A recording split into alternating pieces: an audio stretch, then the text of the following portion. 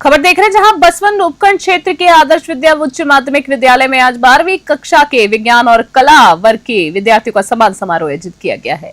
समारोह में उन 33 छात्र छात्राओं को सम्मानित किया गया है जिन्होंने 75 से 94% अंकों के बीच प्रदर्शन किया है। विज्ञान वर्ग में कुल 30 छात्रों ने 28 ने प्रथम श्रेणी और 2 ने द्वितीय श्रेणी प्राप्त की है। इस वर्ग में नितिन सैनी ने सर्वाधिक 93% 40 अंक हासिल कर स्कूल का नाम रोशन किया है। वहीं कला वर्ग में कुल 29 छात्रों में से 27 ने प्रथम श्रेणी और 2 ने द्वितीय श्रेणी में स्थान पाया है। इस वर्ग में छात्रा जिज्ञासा सैनी ने 90.40% अंक प्राप्त किए हैं। सर्वोच्च स्थान प्राप्त किया गया है, जिसके बाद सम्मान समारोह में विद्यालय प्रबंध समिति के अध्यक्ष लक्ष्मी नारायण कट्टा, व्यवस्थापक बाबूलाल सैनी, खेमी गुर्जर, अशोक अवस्थी जैसे गणमान्य जन उपस्थित रहे। प्रधानाचार्य मुरारी लाल शर्मा ने कार्यक्रम में अपने विचार व्यक्त किए हैं। बसवा से घुमान मीना की रिपोर्ट।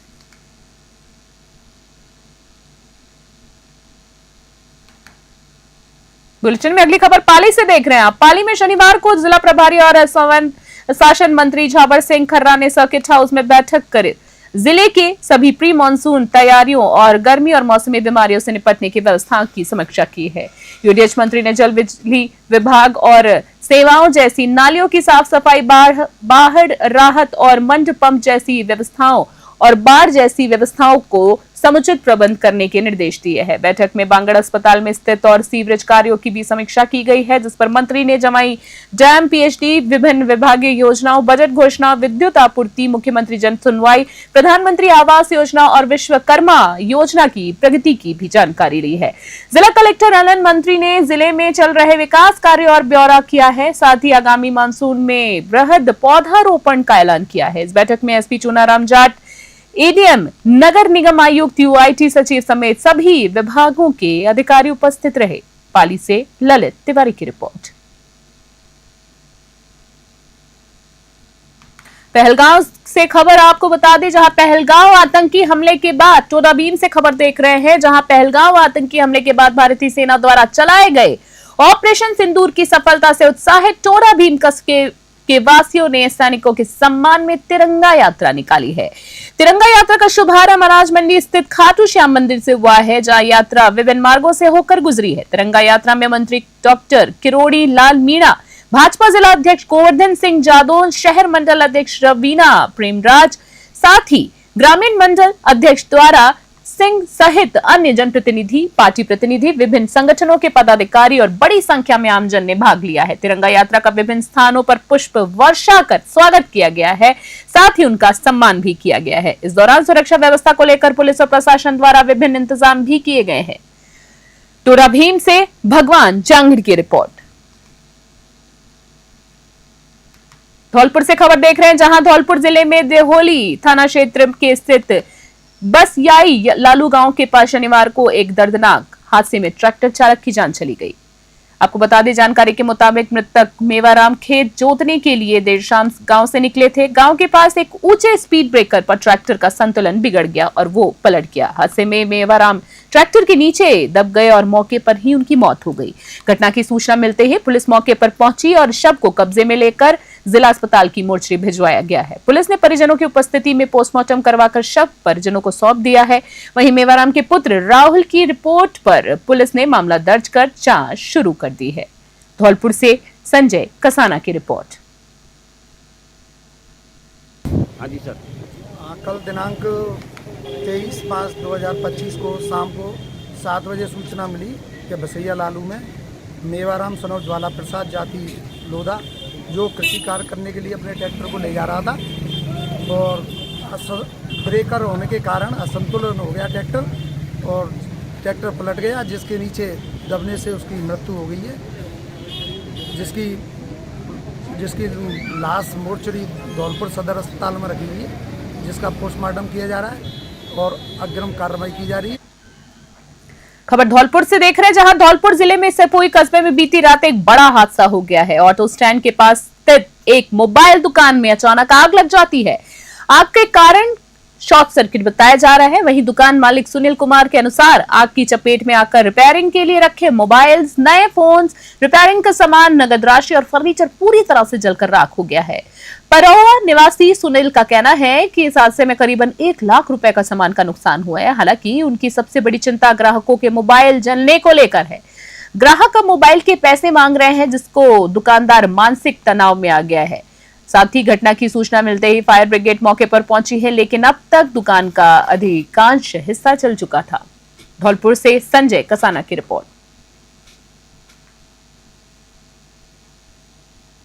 श्री विजयनगर से खबर देख रहे हैं। हम आपको बता दें, श्री विजयनगर में स्टूडेंट्स फेडरेशन ऑफ इंडिया यानी एसएफआई का तहसील सम्मेलन सीटू कार्यालय में आयोजित किया गया है। सम्मेलन की शुरुआत जिला सचिव विनोद पवार ने की है। उन्होंने शहीद भगत सिंह के चित्र पर पुष्प अर्पित कर उनको श्रद्धांजलि दी और 2 मिनट का मौन रखकर शहीदों को नमन किया है।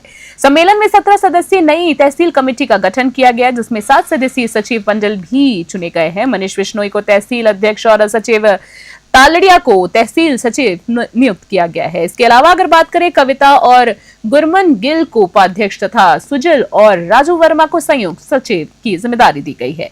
सम्मेलन में शिक्षा विरोधी नीतियों के खिलाफ विद्यार्थियों को संगठित कर संघर्ष तेज करने का आह्वान किया है। एसएफआई ने स्पष्ट कर दिया है कि छात्रों के हक की लड़ाई में किसी भी स्तर पर समझौता नहीं होगा। श्री विजयनगर से जय किशन की खास रिपोर्ट।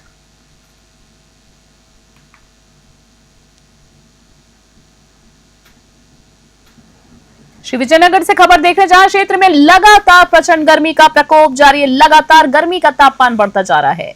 शहर की सड़कें सुनसान हो गई हैं और इसको देखते हुए अधिशासी अधिकारी एवं स्थानीय प्रशासन के निर्देशानुसार दमकल विभाग की 2 गाड़ियों द्वारा सड़कों पर पानी डाला गया है। इससे आमजन को राहत तो मिलेगी, साथ ही बीते कई दिनों से पारा लगभग 45 डिग्री के पार पहुंच चुका है। श्री विजयनगर से जय किशन की रिपोर्ट।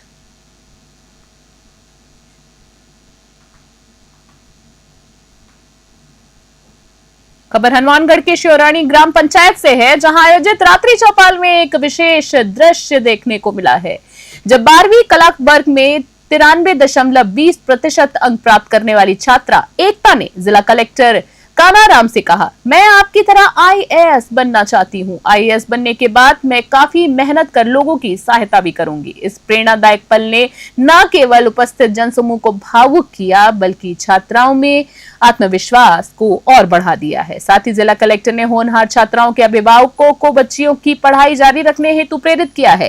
रात्रि चौपाल के अवसर पर मानस नशा मुक्त भारत अभियान के अंतर्गत कबड्डी प्रतियोगिता का आयोजन किया गया है। जिला कलेक्टर ने विजेता टीम को ट्रॉफी प्रदान कर उनका उत्साहवर्धन किया है।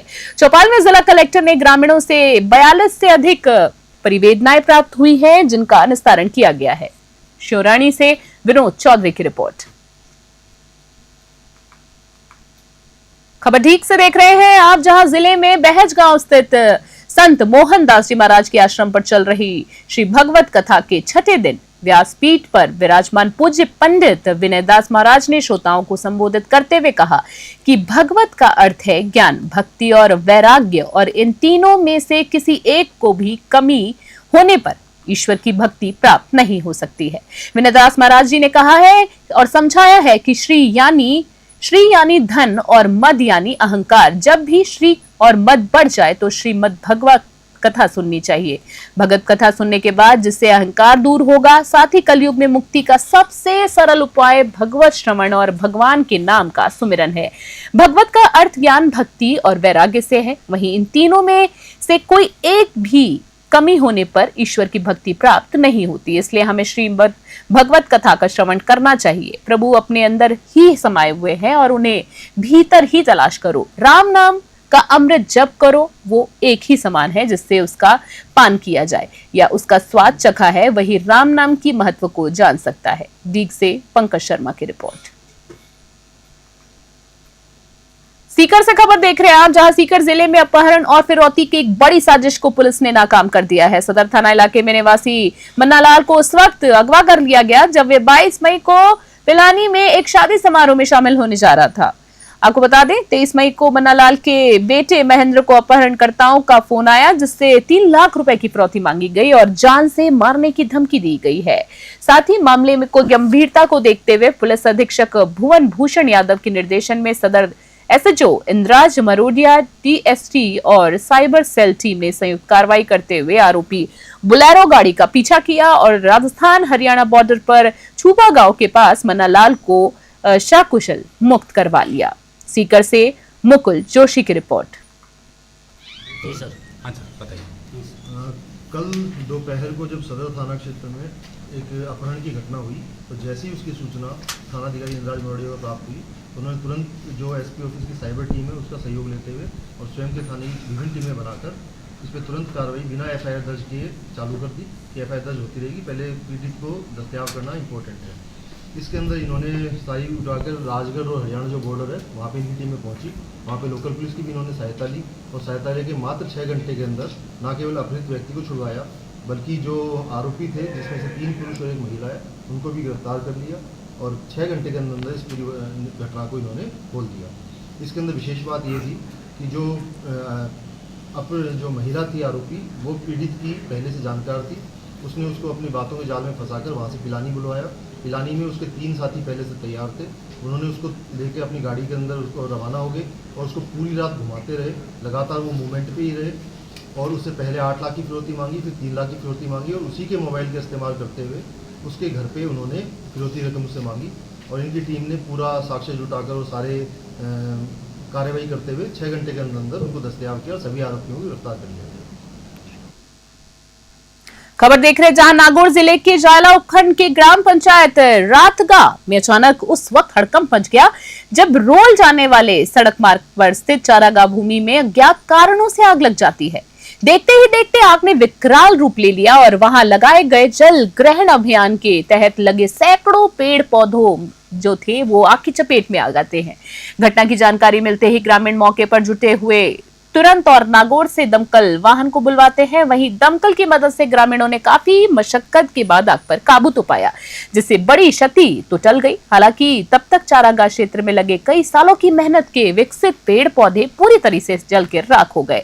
गांव वालों ने प्रशासन से मांग की है कि चारागाह भूमि को नियमित निगरानी हो और ऐसी घटनाओं को रोकने के ठोस कदम उठाए जाए। जायला से रमेश चाचा की रिपोर्ट।